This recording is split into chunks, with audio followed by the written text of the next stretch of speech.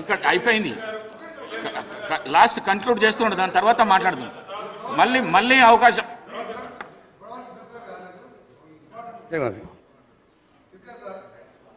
ముందుగా మా గౌరవ ముఖ్యమంత్రి గారికి మూసి బారిన బడి ఒకవైపు గతంలో ఉన్న ఫ్లోరైడ్ బాధతోని లక్షలాది మంది అలా బాధపడుతున్న తరుణంలో మొట్టమొదటిసారి ఒక రాష్ట్ర ముఖ్యమంత్రిగా మూసి మీద ఆలోచించి 7 మాసాలుగా ప్రతి సందర్భంలో మూసి ప్రక్షాళన గురించి మాట్లాడుతున్న ముఖ్యమంత్రి గారికి నల్గొండ జిల్లా, రంగారెడ్డి, హైదరాబాద్ ప్రజల పక్షాన వారికి ధన్యవాదాలు తెలియజేస్తూ మా కేటీఆర్ గారికి కూడా విజ్ఞప్తి చేస్తున్నాం.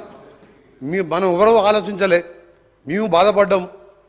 డ్రైనేజు, ఇండస్ట్రీ వేస్టేజు, ఫ్లోరైడు, ఆ బాధతో అధ్యక్ష ఇవాళ కూడా మా గ్రామాలలో మేము ఉండలేము. మీరు ఇప్పుడు చూడండి, పొద్దున్న లేస్తే ఆ గ్రామాలకి మూసిపోతుండే డ్రైనేజ్ స్మెల్ వస్తుంటుంది. పోచంపల్లి, చౌటుంపల్లి, ఇక్కడి నుంచి మొదలు పెడితే నార్కట్పల్లి.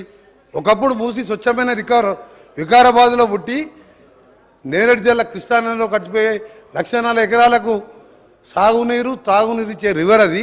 ఇలా పొల్యూషన్తో లక్షలాది మంది రోగాల బారిపడుతుంది. అందుకని గౌరవ సభ్యులకు చెప్తున్నా, మీరు దాని మీద 20,000 కోట్లు 30,000 కోట్లైనా సరే సహకరించండి. దాన్ని వేరే విధంగా అర్థం చేసుకోవద్దని మీరు ఒక నల్గొండ జిల్లా మూసితో పాటు ఫ్లోరైడ్ బాధితుగా మీకు విజ్ఞప్తి చేస్తుంది. దీన్ని రాజకీయాలు జోడించకండి. ఎన్ని వేల కోట్లైనా సరే మూసి ప్రక్షాళనకు సహకరించమని విజ్ఞప్తి చేస్తున్నాం.